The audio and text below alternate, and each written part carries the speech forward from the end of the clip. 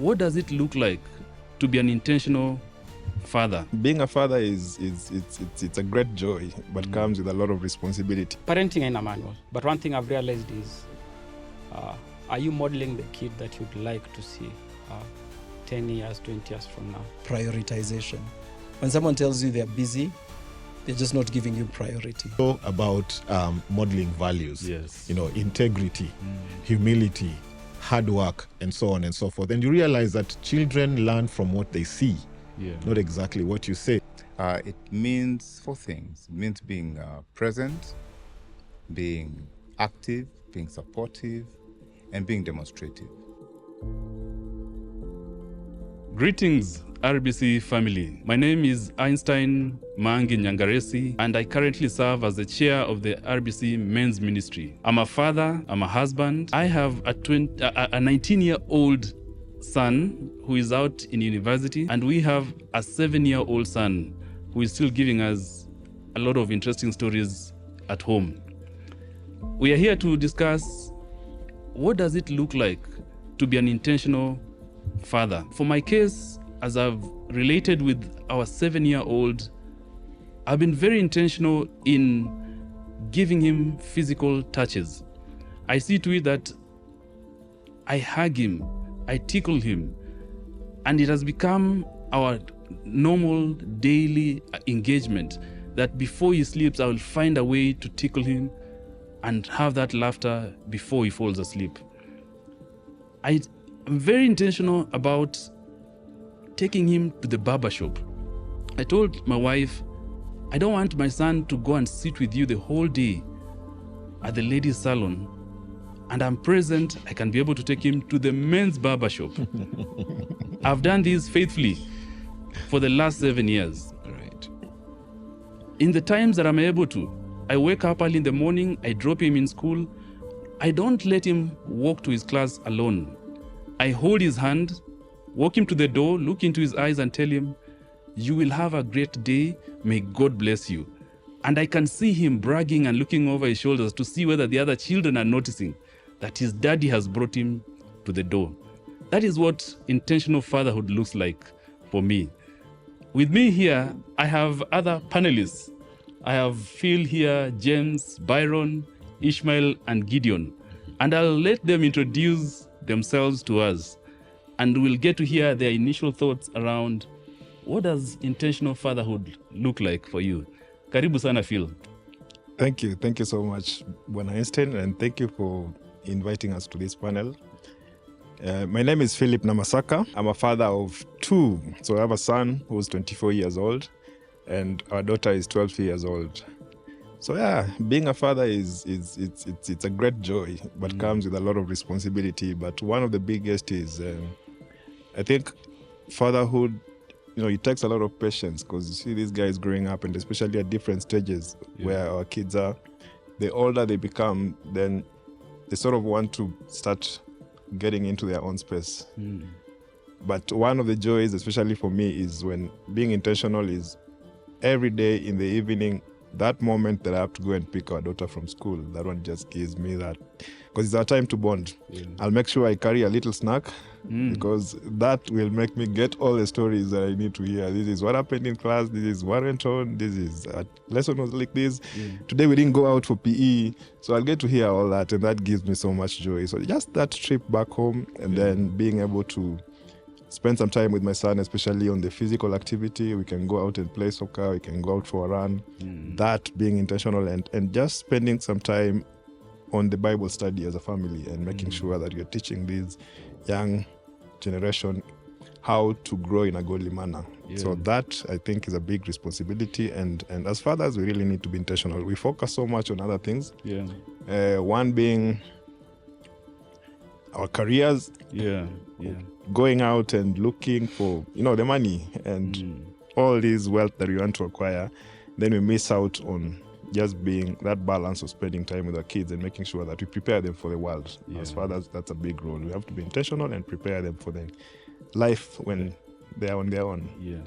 And as we get to know the rest of our panelists, we want to get to hear from James.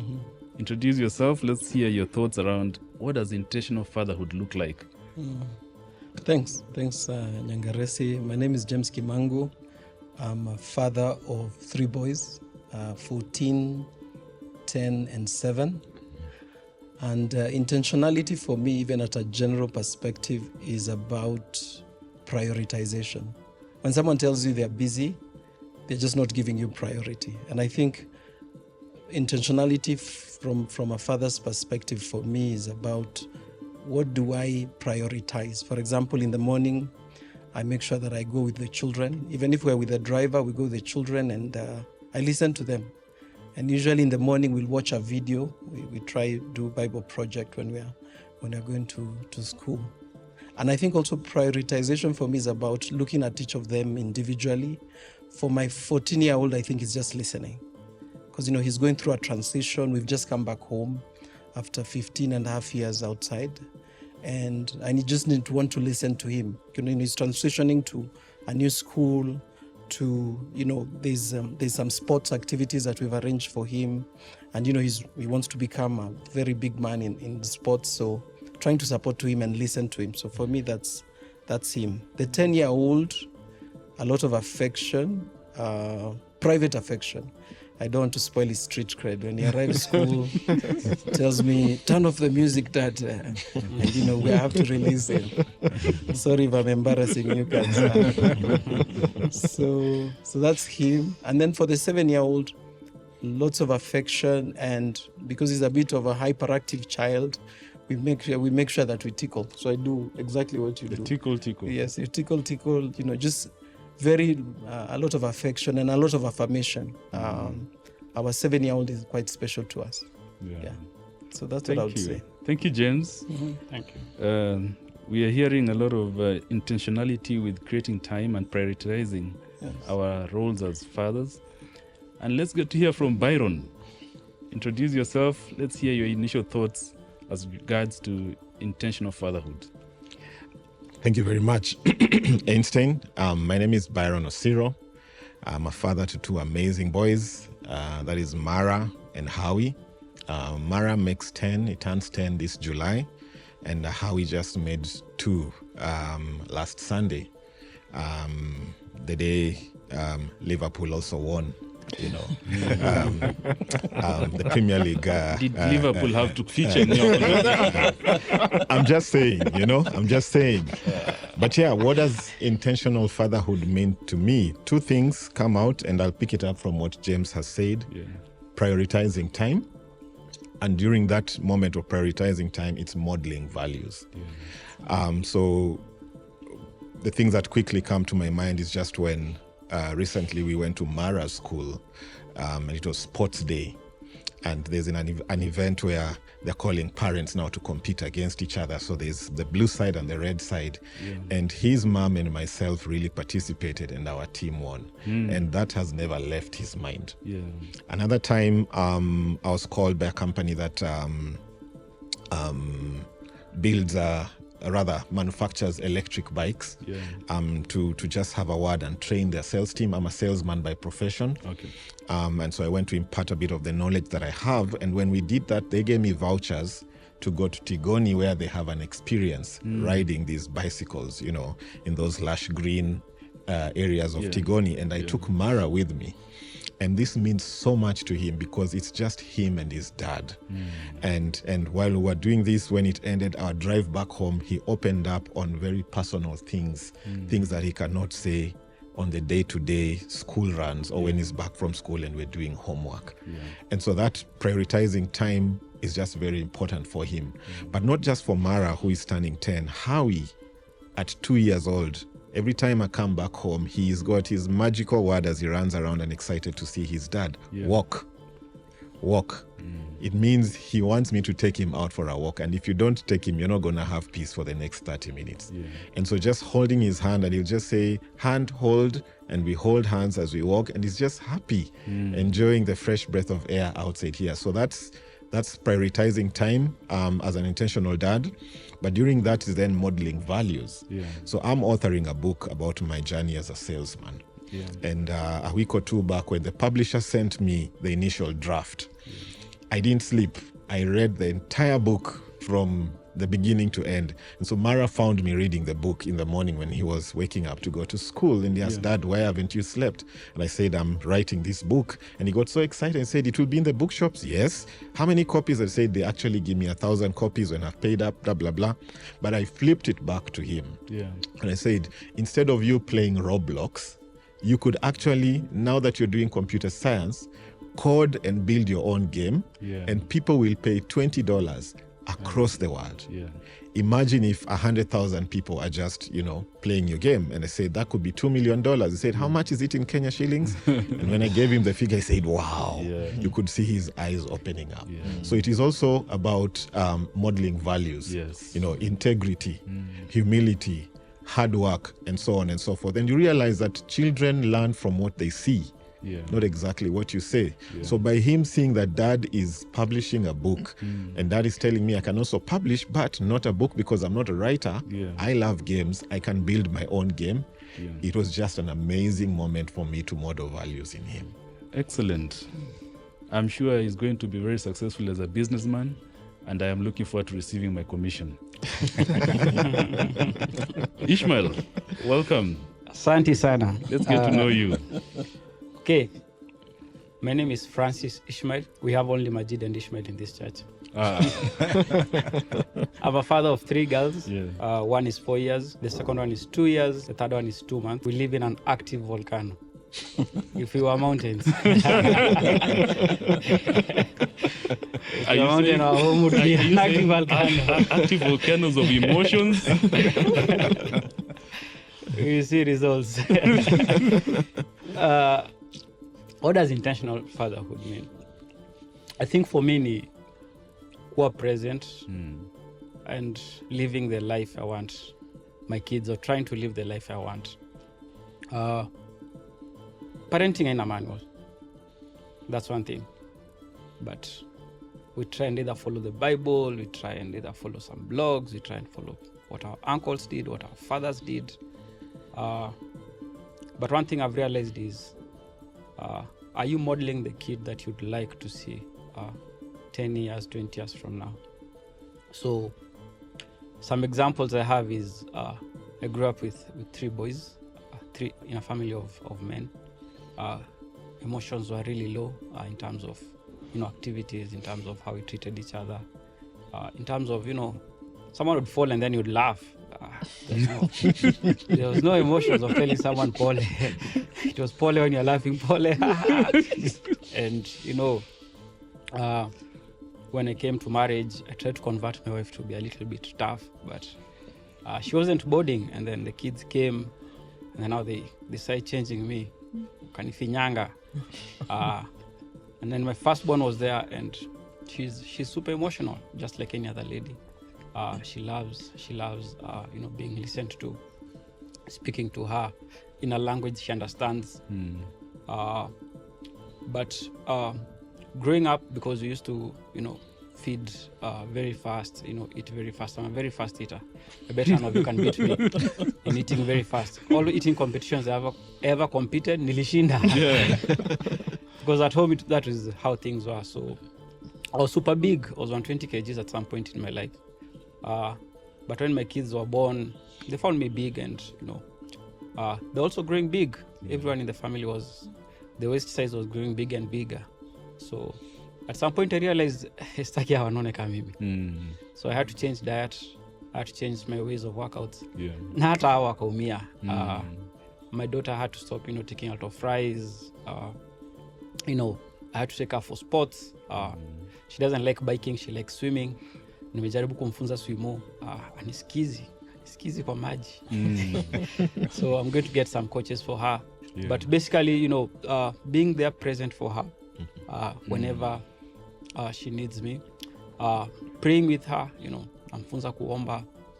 At times she's bored, she doesn't want to pray the way I want to tell her to pray, but she just follows up. Our second-born daughter is there, and trying to understand her. I think she's the baby who cries the most.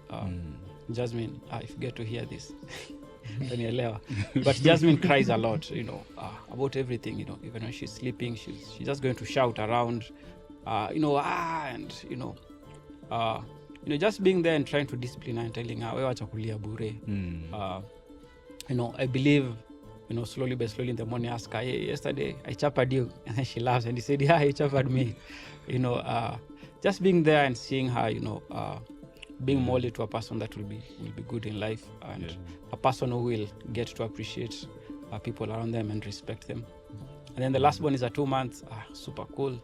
The Lord blessed us with someone who was the opposite of Jasmine. I think we took a rest from the cries, and my wife is really psyched up, to even continue the journey of, creating a family that will, get to love God, fear God, and also love each other at home. Yeah. So I think for me, intentional fatherhood basically is those areas, and also, just involving them in your areas. There are times you have stress. You come home and tell them, hey, I'm stressed also. They don't understand what stress is. But, at times they tell you sorry. When you're sick, they come there and stand with you, and, they just try to be there for you and get to understand that you're also a human being. Yeah. You're not a superman. I feel no ameunga anaweza kuwa superman, but but yeah, you're not a superman, and you're just there with them, and you also go through these things. Yeah, that's it from me. All right. Thank you. Thank you. It's good to hear that your daughters are teaching you to be more sensitive, to be more loving, to get to be more careful with what it is that they're experiencing and feeling at particular moments. And that's very contrary to the way you've said you grew up as an aggressive boy, always competing over that plate of food. And thank you for those thoughts you've shared. Gideon, nice to see you. Let's get to know you, and let's hear your initial thoughts around intentional fatherhood. Thanks, Einstein. And to my brothers here, it's great to be with you. Ishmael, fellow girl dad. Strong.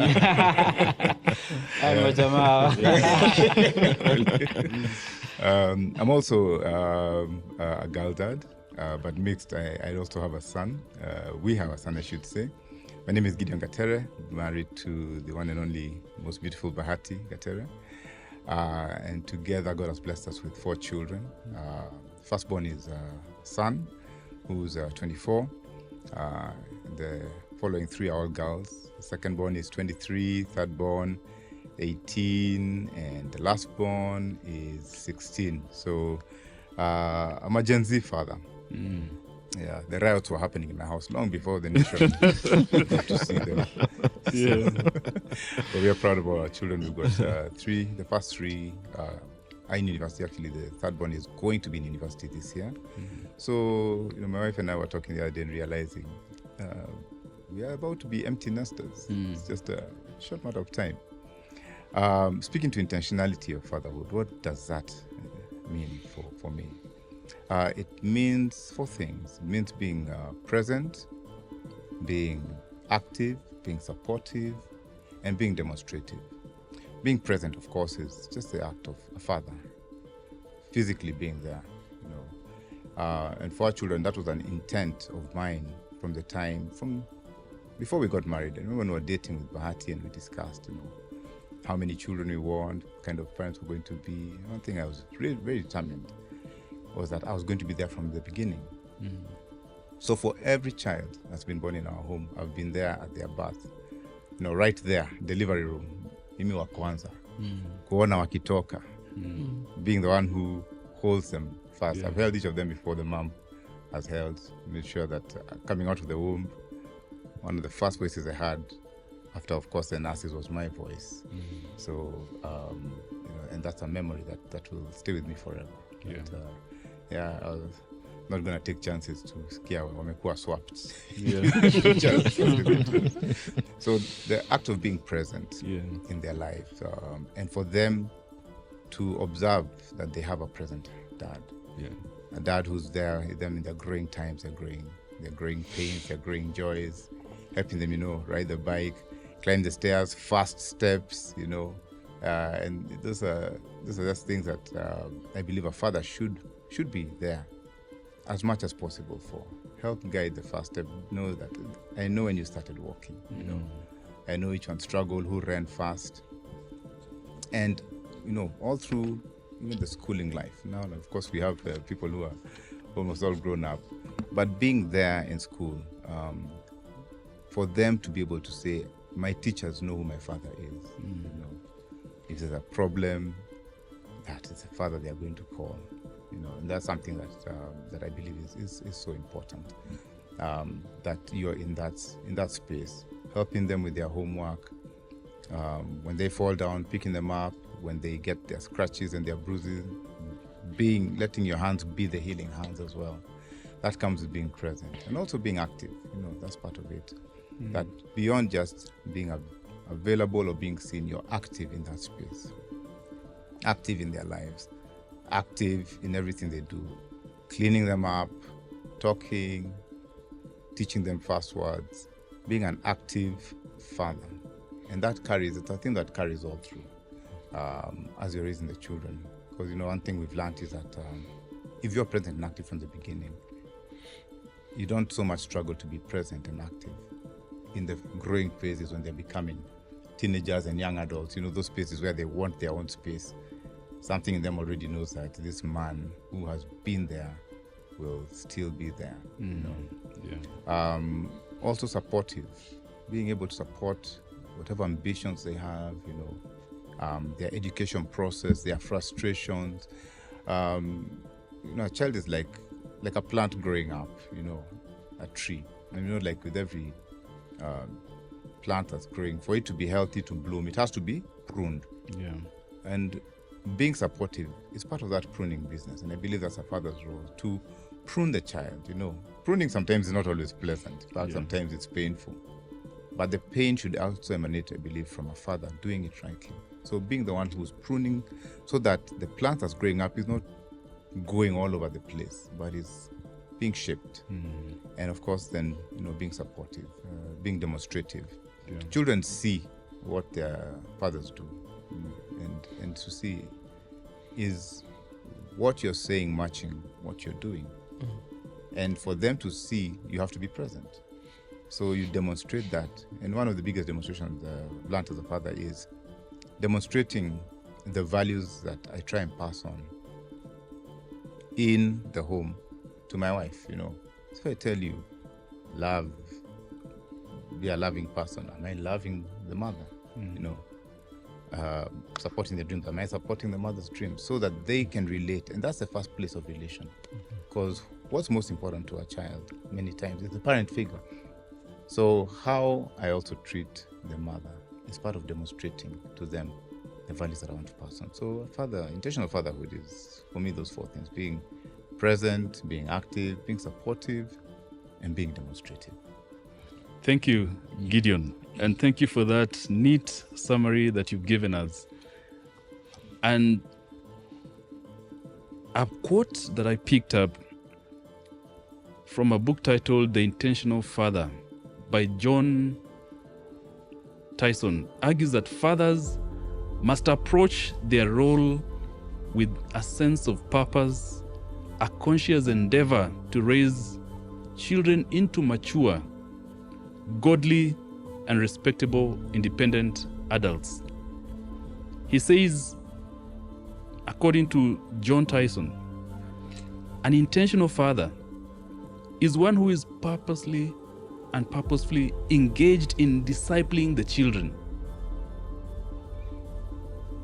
Discipling the children makes it a priority to set goals for the family